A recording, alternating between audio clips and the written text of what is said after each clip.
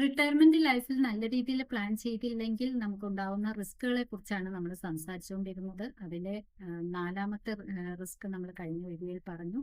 അഞ്ചാമത്തെ റിസ്കിനെ കുറിച്ചാണ് ഇന്ന് സംസാരിക്കുന്നത്. ഈ അഞ്ചാമത്തെ റിസ്ക് എന്ന് പറയുന്നത് നമ്മുടെ ലൈഫ് സ്റ്റൈൽ റിസ്ക് ആണ്.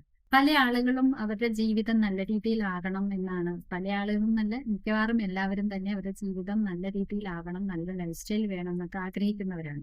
പക്ഷെ ആ ആഗ്രഹത്തിനൊത്ത് നമ്മുടെ ലൈഫ് വന്നില്ലെങ്കിൽ പലരും നിരാശപ്പെടുകയും ചെയ്യും. ഇതിനെ നമുക്ക് ഒഴിവാക്കാൻ ചെയ്യേണ്ട കാര്യം എന്ന് പറഞ്ഞാൽ, നമ്മൾ ഏത് രീതിയിലുള്ള ലൈഫാണ് റിട്ടയർമെന്റ് ലൈഫിൽ ഉദ്ദേശിക്കുന്നത് എന്നുള്ള ആ ഒരു റിക്വയർമെന്റ് എന്താണെന്ന് നല്ലോണം വിലയിരുത്തുക. ചില ആളുകൾ റിട്ടയർ ആയി കഴിഞ്ഞാൽ ട്രാവലിംഗ് ആയിരിക്കും ഇഷ്ടപ്പെടുക, ചിലർ അവരുടെ ഹോബിക്ക് അനുസരിച്ചുള്ള എന്തെങ്കിലും ചെയ്യാനായിരിക്കും ഇഷ്ടപ്പെടുക. അങ്ങനെ പല രീതിയിലുള്ള ലൈഫ് സ്റ്റൈലിൽ തുടരാനായിരിക്കും ഇഷ്ടപ്പെടുന്നത്. അത് ഏതാണെന്ന് ആദ്യമേ തന്നെ വിലയിരുത്തുക. വേണ്ട ബഡ്ജറ്റിംഗ് റെഡിയാക്കുക. നമ്മൾ ബഡ്ജറ്റ് ചെയ്യുമ്പോൾ ഇത് റിട്ടയർമെന്റ് ലൈഫിലേക്ക് ഇന്നതൊക്കെ വേണം എന്ന് ബഡ്ജറ്റ് ചെയ്യുന്ന സമയത്ത് ഇതിനെ കൂടെ വിലയിരുത്തിയിട്ട് വേണം നമ്മൾ ബഡ്ജറ്റ് ചെയ്യാൻ വേണ്ടി.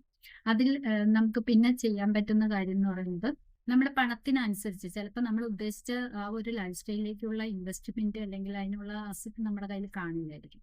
അതിനുള്ള തുക നമുക്ക് ഇല്ലെങ്കിൽ അതിനനുസരിച്ച് നമ്മുടെ ബഡ്ജറ്റിനെ അല്ലെങ്കിൽ നമ്മുടെ ആഗ്രഹങ്ങളെ നമ്മൾ പരിമിതപ്പെടുത്തേണ്ടി വരും, ക്രമീകരിക്കേണ്ടി വരും അല്ലെ.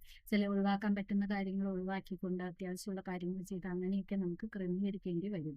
ഇതിലെല്ലാം മികച്ചത് എന്ന് പറയുന്നത്, ഇങ്ങനെയൊക്കെ കാര്യങ്ങൾ നോക്കിയാൽ പോലും ചിലപ്പോൾ ചില അപാകതകൾ സംഭവിച്ചേക്കാം. അതെല്ലാം ഒഴിവാക്കണമെങ്കിൽ നല്ല രീതിയിൽ ഒരു ഫിനാൻഷ്യൽ അഡ്വൈസറുടെ സഹായത്തോടു കൂടി തന്നെ നമ്മുടെ റിട്ടയർമെന്റ് ലൈഫ് പ്ലാൻ ചെയ്യുക എന്നുള്ളതാണ് ഇതിന്റെ ഒരു പോംവഴി. അപ്പോൾ നമ്മുടെ ഈ ലൈഫ് സ്റ്റൈൽ റിസ്ക് ഏറ്റെടുക്കണമെങ്കിൽ അല്ലെങ്കിൽ അതിനെ നമ്മൾ ഓവർകം ചെയ്യണമെങ്കിൽ നല്ലൊരു റിട്ടയർമെന്റ് ലൈഫ് നമ്മൾ പ്ലാൻ ചെയ്യേണ്ടതുണ്ട്. അതിന് നല്ല ബഡ്ജറ്റിംഗ് നോക്കണം, നമ്മുടെ റിക്വയർമെന്റ് എന്താണെന്ന് അറിഞ്ഞ് വേണം ചെയ്യാൻ.